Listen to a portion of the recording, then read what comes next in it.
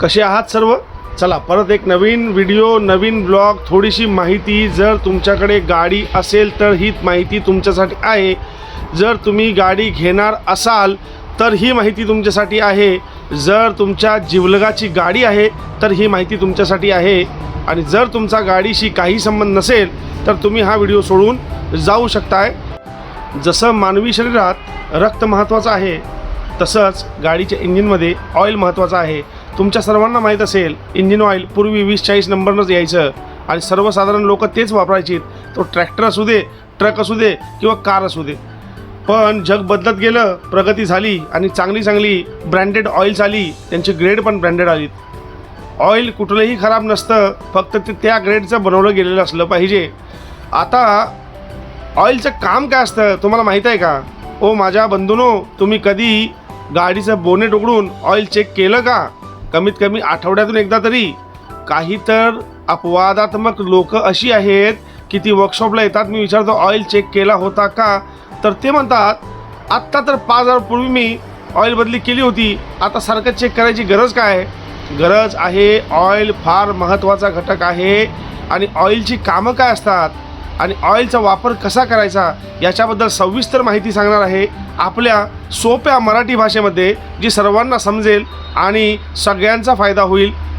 तुम्ही व्हिडिओमध्ये शेवटपर्यंत राहा, एकही त्याचा पार्ट मिस करू नका, नाहीतर नुकसान तुमचं होणार आहे. कारण मी नेहमी म्हणतो ज्ञान सर्वश्रेष्ठ आहे आणि नॉलेज इज पॉवर.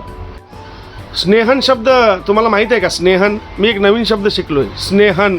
आणि तो अभ्यास करता करता एकदम मला शब्द सापडला. तो त्याचा अर्थ काय आहे हे ऐकता जरा कमेंट करून नक्की सांगा की स्नेहनचा अर्थ. आणि गुगलला अजिबात शोधायचं नाही स्नेहनचा अर्थ. बरं, इंजिनच्या ऑइलमध्ये काय असतं, काय गुण असतात? तर त्याच्यामध्ये सगळ्यात महत्त्वाचा गुण असतो की लुब्रिकेशन. जे पार्ट असतात ना ते एकमेकावरती घासून गरम होऊन संपू नयेत आणि ते व्यवस्थित चालावेत, चिपचिपीत राहावेत, त्यासाठी लागते लुब्रिकेशन. आणि दुसरं काम असते इंजिन ऑइलचं कूलिंग, इंजिनला थंड ठेवणे. बघा, जेव्हा टेम्परेचर 120-130च्या आसपास जातं ना आणि गाडी ओव्हर हीट होते, त्यानंतर ऑइल नेहमी बदललेलं चांगलं.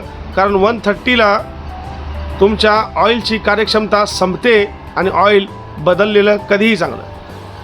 आणि त्यामुळेच रेडिएटरमध्ये पाणी आहे याचा अर्थ गाडी गरम होणार नाही असा नसतो. ऑइल ही जर प्रमाणापेक्षा कमी असेल तर इंजिन गरम होण्याची शक्यता सर्वात जास्त असते. तिसरा मुद्दा आहे क्लिनिंगचा. काय करते क्लीन?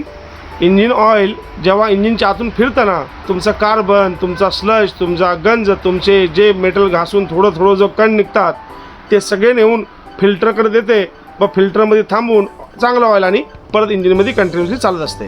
हा त्याचा तिसरा भाग. बघा, 3 गोष्टी सांगितल्यात मी. एक आहे लुब्रिकेशन, दुसरा आहे कूलिंग, इंजिनला थंड ठेवणे, कारण उष्णता ते घेऊन फिरत असते सोबत, त्यामुळे थंड राहते इंजिन. तिसरा गोष्ट कुठली सांगितली? क्लिनिंग, ज्याने क्लीन होतं सगळं. चौथा महत्त्वाचा मुद्दा आहे की तुमच्या इंजिनच्या क्रँकवर, स्लीववर, पिस्टनवरती, कनेक्टिंग रॉडवरती, हेड, वॉल, सीटा, गाईड, जे काय आतले इंटरनल पार्ट आहेत त्यांच्यावरती गंज चढू देत नाही ऑइल. हे ऑइलचे 4 महत्त्वाचे भाग आहेत. आणि इंजिन ऑइल फार महत्त्वाचं आहे. तर नेहमी सेमी सिंथेटिक इंजिन ऑइल जुन्या काळांनी वापरा. ज्यांची गाडी नवीन आहे आत्ता, तर त्यांनी सिंथेटिक ऑइल वापरावं कमीत कमी 2-1 वर्ष. त्यानंतर सेमी सिंथेटिकवर वळावं. आणि ज्यांच्या गाड्या 15 वर्ष झालेली आहेत त्यांनी सेमी सिंथेटिक वापरू नका, त्यांनी रेग्युलर ऑइल वापरा. ऑइल नेहमी विकत घेताना कंपनी कुठलीही असू दे त्याच्यावरती API, अमेरिकन पेट्रोलियम इन्स्टिट्यूटचा शिक्का असला पाहिजे. आणि त्याच्यावरती आत्ता मार्केटला SN ग्रेड चालू आहे. SN ग्रेड आत्ता मार्केटला चालू आहे. ह्याच्या पुढे आणि वरची ग्रेड येऊ शकते. त्यामुळे ऑइल कुठलंही घ्या पण API सर्टिफाईड आणि SN असलं पाहिजे. आणि कमेंटमध्ये नक्की उत्तर सांगा मला की 15W40, 5W40, 5W40 काय? Wचा अर्थ काय असतो? तो तापमानाचा असतो ना, तर त्याचा फायदा काय? आणि स्नेहन शब्द एक महत्त्वाचा. स्नेहनचा अर्थ टाईप केला का तुम्ही? केला नसेल तर बघा, आता लोकांनी लिहिलं असेल, तुम्हाला माहिती मिळेलच. अशा व्हिडिओजसाठी नेहमी माहिती नवीन घेण्यासाठी वाहनांच्या संदर्भात मराठी सोप्या भाषेमध्ये, म्हणजे आपल्या गावंढळ भाषेमध्ये, ज्याचा मला अभिमान आहे, मला फॉलो करा, मला सबस्क्राईब करा लाईक करा आणि आपल्या लोकांना हे कॉन्टेंट शेअर करा, जेणेकरून इंजिन ऑइलबद्दलची ही थोडीशी माहिती त्यांच्यापर्यंत पोहोचेल. कारण ज्ञान सर्वश्रेष्ठ आहे आणि नॉलेज इज पॉवर.